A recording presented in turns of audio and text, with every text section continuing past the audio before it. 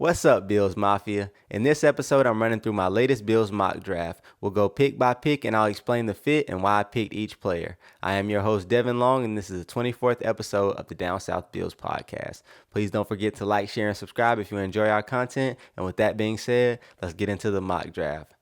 So originally the Bills had the 26th pick in the first round of the draft, but I actually decided to trade out of the first round with the Arizona Cardinals. There's a lot of buzz that the Arizona Cardinals are going to try to trade up for Ty Simpson. So I'm hoping that the Bills are the team that they ultimately trade up with. So from the Cardinals, I decided to get pick 34 as well as pick 65 for pick 26. And then luckily at pick 34, one of the players that I was going to get at pick 26 actually fell to me.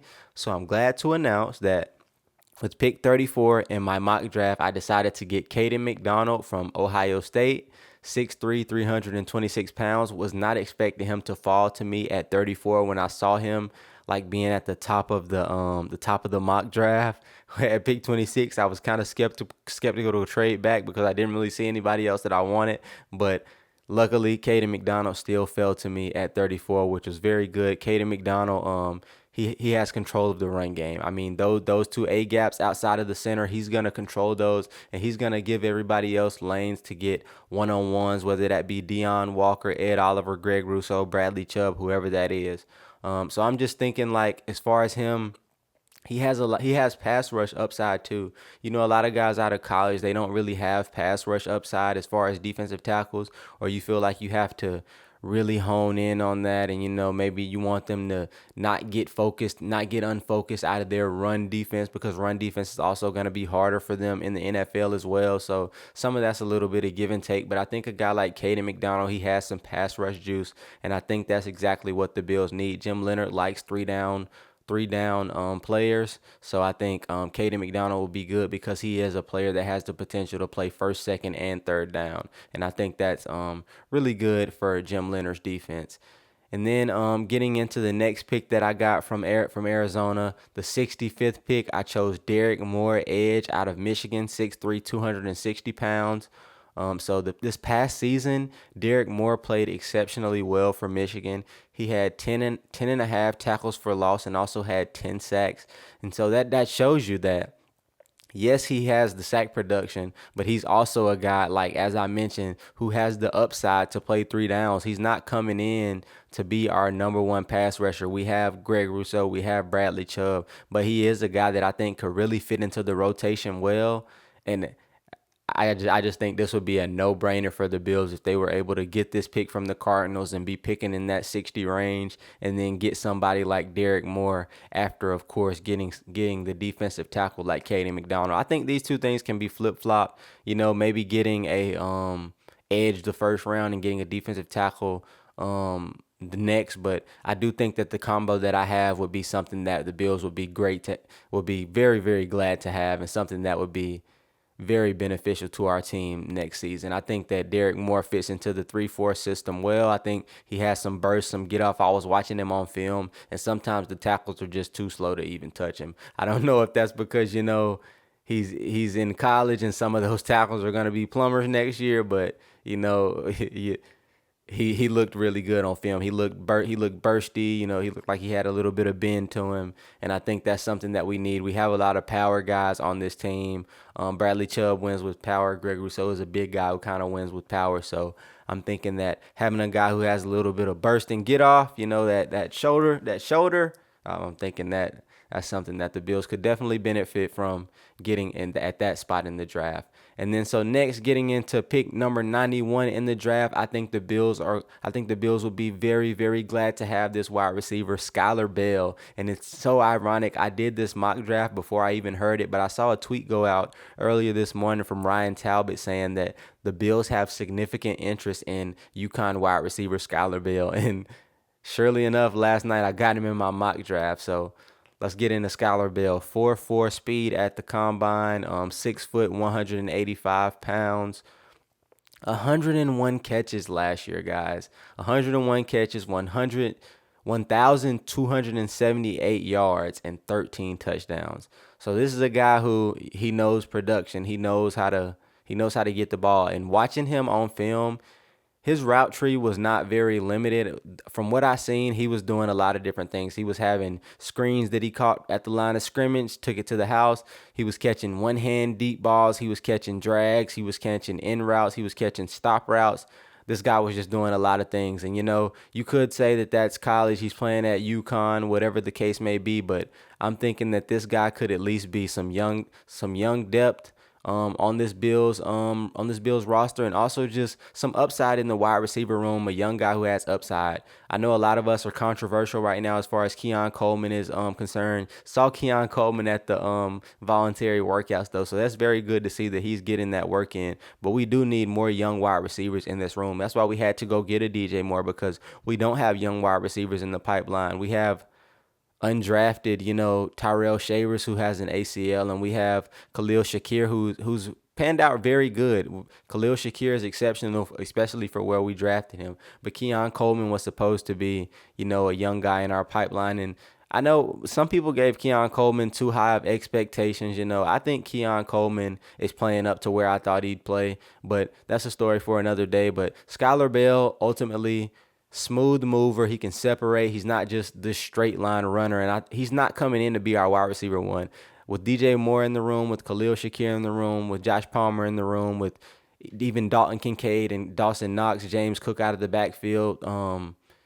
We're not relying on him to be a pass option. He has room to grow in this offense, and I think he's a player with that room to grow who has the upside that the Bills are looking for. And young competition in that room could only benefit it, I think. Getting on to the next pick, 126 pick, I took Tacario Davis, cornerback out of Washington. 4'4" at the combine, 6'4", 190 to about 200 pounds. I'm not really sure. It just said it was a range. But I would like this pick a lot. He's a big guy. Height, weight, speed. In the NFL, you can't really teach it. Guys like Tariq Woolen at corner. Tariq Woolen has his ups and downs, but he also has a market because height, weight, speed. Like, he's a fast guy, tall guy. You can't teach that. And so what you can teach is technique and all that, but you can't teach height, weight, speed. So I like Tacario Davis. He would bring some size on the outside, which the Bills could definitely use some more of. Maxwell Harrison is definitely on the shorter side. Would be a long physical corner, and he can match up against bigger receivers. And we also need that cornerback 2-3.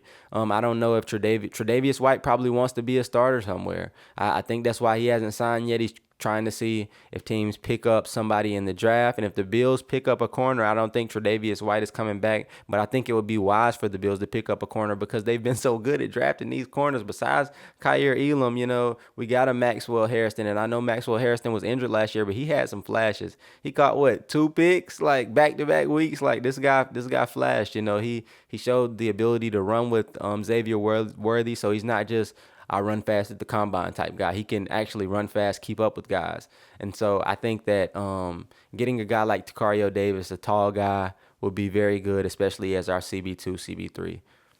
At pick 165, I went with Travis Burke, offensive tackle out of Memphis, 6'5", 305 pounds. Solid developmental tackle here. I know a lot of the Bills fans think that we should draft a guard, but I'm thinking I know we have Osiris Torrance, contract expiring.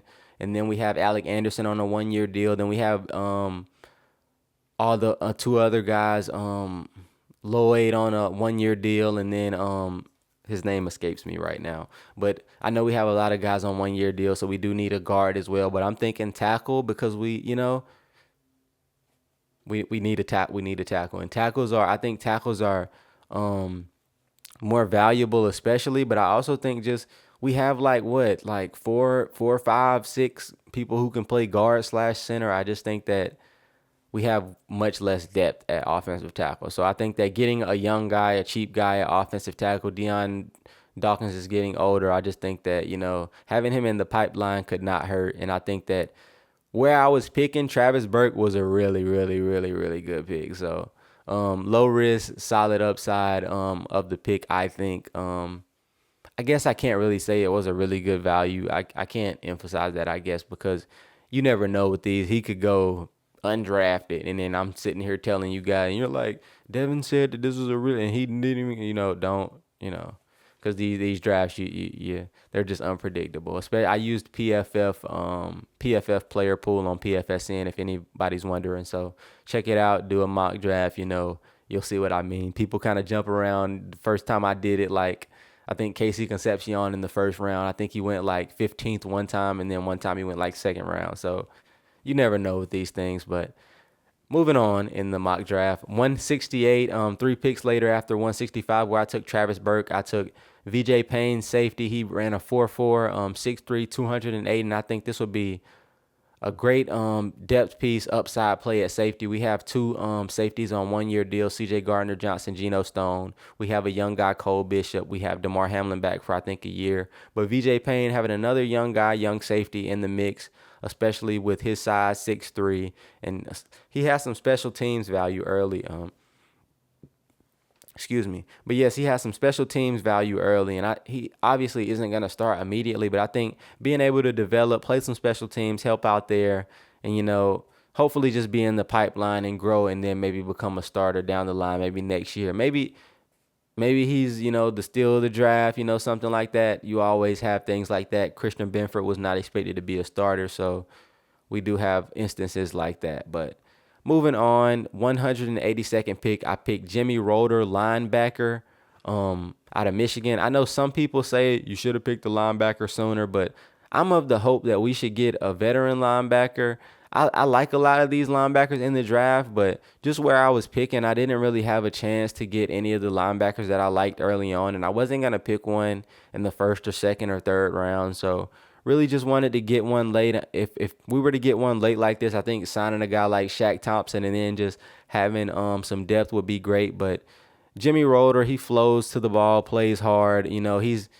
I think he'd be great depth. It's not a flashy pick. He played at Michigan. He was good enough to play at Michigan. You know what I'm saying?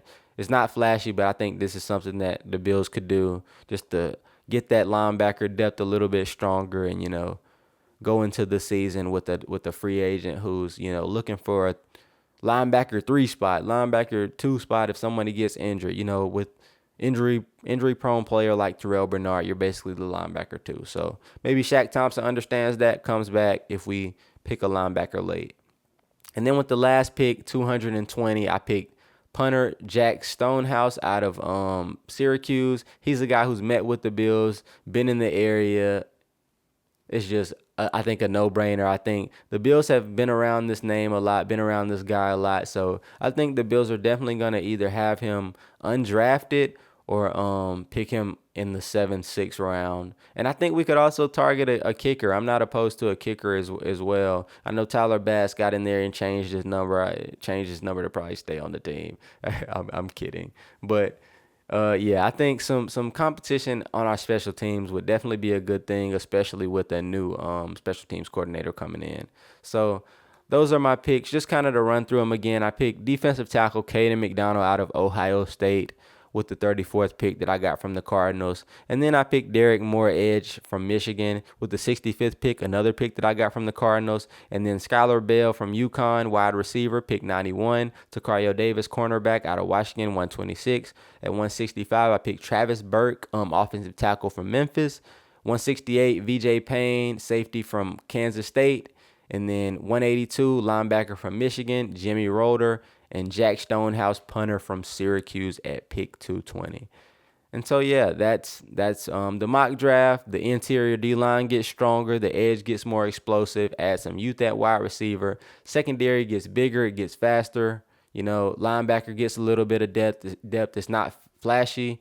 Definitely not a flashy draft, but it's a Bills type of draft. Does this not seem like look through my list? Does this seem like a draft that the Bills will have? But oddly enough, if the Bills pick this draft, I'd be satisfied. I think you guys should too, but don't just take my word for it. Check these guys out. They have highlights on YouTube. I've looked a little bit deeper than that, but you guys could definitely check out the highlights on YouTube. I think they're very good, very useful if you're just wanting to look into these players and see kind of what I'm talking about and why I picked up these players. If you disagree with any of these, let me know in the comments. If you thought I should have went with another position at a place in the draft where I drafted someone else, let me know in the comments. Always open to your criticism, your comments, your questions, anything of that nature. But thanks again for checking out the pod. If you made it to the end, thank you very much for checking out the pod. Please don't forget to like, share, and subscribe if you enjoyed it. Go Bills.